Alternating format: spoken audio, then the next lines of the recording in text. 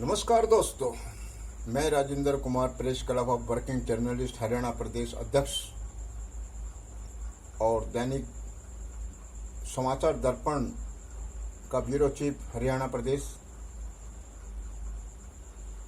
आज हम आपको पत्रकारिता के दायित्व के बारे में बताने का प्रयास करेंगे कि पत्रकारिता का क्या दायित्व होते हैं, क्या हमें सीखना चाहिए, हमें किस प्रकार की पत्रकारिता करनी चाहिए, क्या हमारे हसूल हैं, क्या हमारा नेतृत्व है और हमें किन लोगों के समाचार लेने चाहिए, किन के नहीं लेने चाहिए। इन सभी विषयों पर हम आज आपको जानकारी देने का प्रयास करेंगे, क्योंकि मैं देख रहा हूं कि जिस तरीके से सोशल मीडिया पर पत्रकार जो उभर रहे हैं, उनका उभरना ठीक है, क्योंकि हर आदमी का अपना एक दायित्व होता है। हर आदमी को कुछ ना कुछ सीखना चाहिए, कोई नया करना चाहिए। पत्रकारिता भी एक महत्वपूर्ण पद है। यदि अगर उसको सामाजिक तौर पर लिया जाए और यदि अगर हम उसको अपने ईमानदारी के साथ में निर्वहन करते हैं, तो हमारा जो पत्रकारिता का जो दायित्व है, लेखन है, वो बहुत ही सुनहरे अवसर देता है और काफ़ी इसके अंदर ख्याति भी मिलती है। लेकिन ये कहीं भी हमारा दायित्व नहीं है, क्योंकि पत्रकारिता की भी बहुत सारी जिम्मेदारियां होती हैं। लोकतंत्र का चौथा स्तंभ कहा जाता है। वो इसलिए कहा जाता है क्योंकि कार्यपालिका, न्यायपालिका, विधायिका के बाद में जो तीनों ज्ञानी होते हैं, उनके साथ में आपके कैसे संबंध हैं, इसी के साथ में इसको लोकतंत्र का चौथा स्तंभ कहा गया है। और हमारी जो सबसे बड़ी जानकारी ये होती है कि हम हर किसी का कोई इंटरव्यू या किसी की भी न्यूज प्रकाशित कर देना, ये हमारा दायित्व नहीं है। जहाँ पर हमारी बहुत सारी पीड़ाएं होती हैं, जहाँ पर बहुत सारी समस्याएं होती हैं, जहाँ पर कुछ प्रकृति का नया नियम होता है, जहाँ ये हम लोग देखते हैं कि समाज में जो दबंग लोग हैं उन पर किसी का बस नहीं चल रहा है, तो ऐसे में हम जो पत्रकार होते हैं, जो हमारा लोकतंत्र का चौथा स्तंभ कहा जाता है, जहाँ पर किसी की नहीं चलती है, तो वहाँ पर हमारा लेखन चलता है, वहाँ पर हमारा ज्ञान चलता है, वहाँ पर हमारी विचारधाराएं चलती हैं, वहाँ पर हमारा संवाद चलता है। और इसी संवाद के साथ में हम लोगों के दिलों और दिमाग में बहुत सारे शब्दों से महत्वपूर्ण संदेश देते हैं, ताकि शासन जो पीड़ित व्यक्ति है उनके विचारों को सुने और जो वाकई ही जिसको न्याय नहीं मिल रहा है उसको प्रशासन द्वारा न्याय मिले। ऐसा नहीं है कि पत्रकार का अगर किसी के पेट में दर्द है तो खबर आपने लगानी शुरू कर दी। क्या जो है, किसी के सिर में दर्द हो रहा है तो उसकी खबर लगा दी, किसी के टांग में दर्द हो रहा है तो आपकी खबर लगा दी, किसी ने अगर छोटा सा डॉक्टर ने नहीं सुना तो आपने उसकी खबर लगा दी, किसी का अगर रिक्शा खराब हो गया तो आपने खबर लगा दी, किसी का अगर छोटा मोटा कोई बात हो गई तो आपने खबर लगा दी। ये पत्रकारों का काम नहीं। आपने देखा होगा कि हमारे समय में लगभग आज से 40 साल पहले की जो बात है, पत्रकारों का अपना एक लेखन होता था। अगर हमारा एक समाचार भी अगर किसी अखबार में छप जाया करता था तो प्रशासन की नींदें हराम हो जाती थी कि आज ये खबर छपी है, कल को मेरे ऊपर कोई उचित कार्रवाई ना हो जाए। और प्रशासन अपनी जिम्मेदारी को बहुत ही ईमानदारी से निर्वहन करते थे। पत्रकार की बातों को वो ध्यान से सुना करते थे, क्योंकि उनको पता है कि समाज में ये एक हमारी तरह ही महत्वपूर्ण आदमी है और महत्वपूर्ण जो बात लेकर आया है, ये किसी के संदेश को लेकर का है, किसी की पीड़ा को लेकर का है। यही पत्रकारों का दायित्व हुआ करता था। और हमारे समाज के अंदर बहुत सारे खुशवंत सिंह जैसे पत्रकार हुए हैं, हमारे बहुत सारे सोमनाक्षर जी जैसे भी लेखक भी हुए हैं, जिन्होंने काफ़ी किताबें लिखी हैं, इतिहास लिखे हैं। खुशवंत सिंह जी हुए हैं, तो उनका अपना एक दायित्व हुआ करता था। और ये विद्रोही जी हुए हैं, उन्होंने समाज को बड़ा मार्गदर्शन दिया है। हमें बहुत सारा सौभाग्य प्राप्त है कि हम उन लोगों के बीच में बैठे भी हैं और हमने उनकी विचारधाराओं को बहुत अच्छी तरीके से सुना भी है। लगभग हमारे 40 साल की पत्रकारिता में हमने कार्य भी किया। हम लोगों ने काफ़ी बड़े नेशनल पेपरों में भी क्या काम किया। पेपर चाहे छोटा हो या बड़ा हो, हमें तो सौभाग्य प्राप्त है कि हमने जितने भी देश के सर्वोच्च न्यूज़ चैनल हैं उनमें काम किया, जैसे देश बंधु है, नया इंडिया है, जनसत्ता है, दैनिक जागरण है।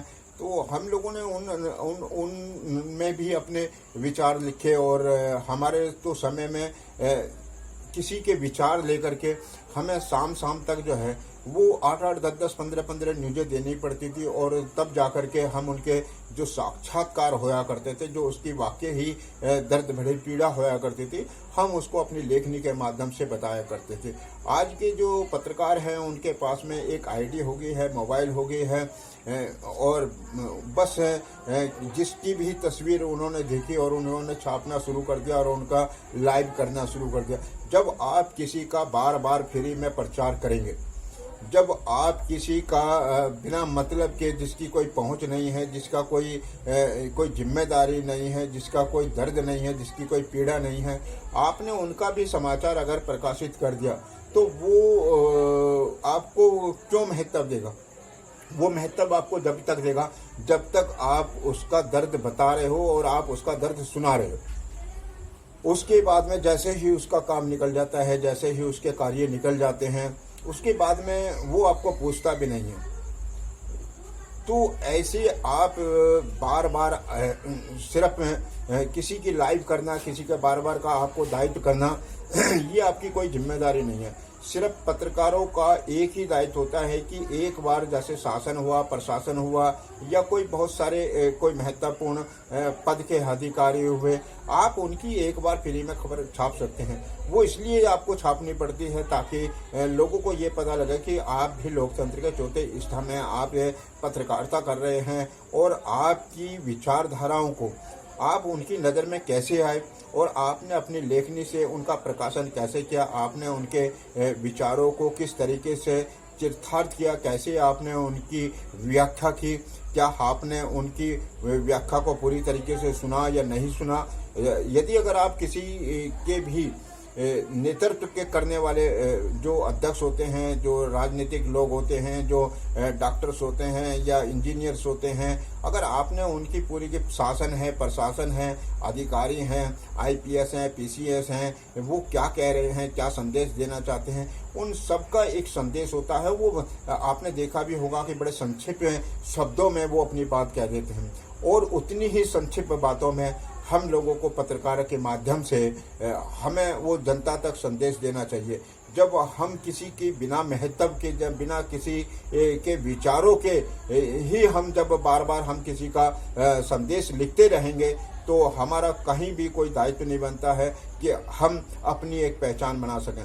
पहचान बनाने के लिए सिर्फ हमारा अपना एक दायित्व होता है, हमारी एक अपनी जिम्मेदारी होती है कि हम किसी की भी खबर को एक बार हम बहुत ही संक्षिप्त में जो है वो उसकी जो है वो खबर को छापें, ताकि अगले को ये पता लग जाए कि ये पत्रकार हैं। जब आप किसी की बार बार फ्री में ही खबर छापोगे तो वो आपको महत्व क्यों देगा? क्यों उसको बिना खर्च किए, बिना आपको 10 रुपये लगाए भी आपका लाखों आदमी में जब आपका संदेश आपने फ्री में पहुंचा दिया, तो वो आपको महत्व क्यों देगा? बताइए, देगा? नहीं देगा। तो महत्व जब दिया जाता है जब किसी को पीड़ा होती है, जब किसी को दर्द होता है, जब किसी की सुनवाई नहीं होती है, जब बहुत सारे कार्य आपके अटक जाते हैं, तब आप उनकी बात को अगर आप कराते हैं तो वो आपको एहसान को मानता है।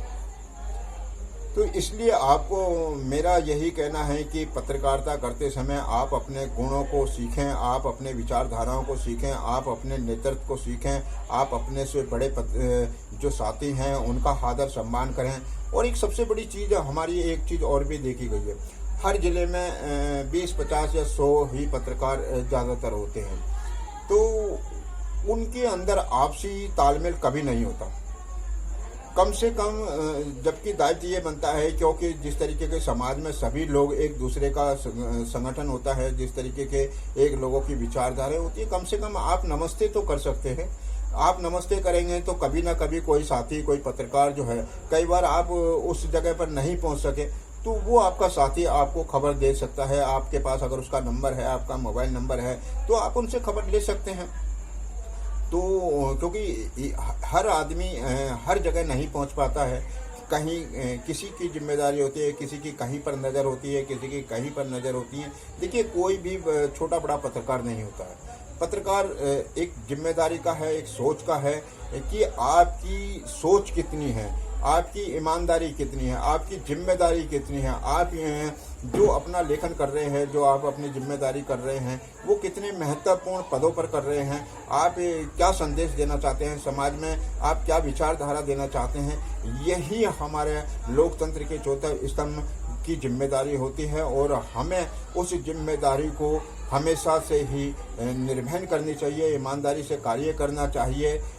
हमारा जो काम है, जैसे कोई धरना है, कोई प्रदर्शन है, उनको आप छाप सकते हैं। बहुत सारी जो आपकी सामाजिक जिम्मेदारी हैं, आप उनको छाप सकते हैं। अब जब आप सारी की सारी जो है खबरें जो है, जब आप किसी के बारे में छाप दोगे, तो आपको कैसे महसूस होगा। आपने देखा भी होगा कि हम लोग जो है बहुत सारे सरकारी दफ्तरों के कार्य कर देते हैं, और उसके बाद में हमारा कोई जब नौकरी पे वो पक्के हो जाते हैं, जब वो कार्य करने लगते हैं, तो उसके बाद में वही जो सरकारी नौकरी के लिए तरसते हैं, जब उनकी नौकरियां लग जाती हैं, तो उसके बाद में वो किसी भी बात को महत्व नहीं देते, क्योंकि उनका काम हो गया। तो इसलिए जो भी आप अपनी जिम्मेदारी का कार्य करें, जो भी आप अपना नेतृत्व करें, वो ईमानदारी से करें। नमस्कार, जय हिंद, जय भारत। धन्यवाद सभी पाठकों को, दर्शकों को, पत्रकारों को। जो हमने कुछ विचार बताए हैं, उस पर हमेशा गंभीरता से ध्यान दें और अपने मार्गदर्शन पर आगे बढ़ें, ऐसी हमारी कामना है। सभी दर्शकों को भाई राजेंद्र करनाल जी का सादर नमस्कार, धन्यवाद, जय हिंद, जय भारत।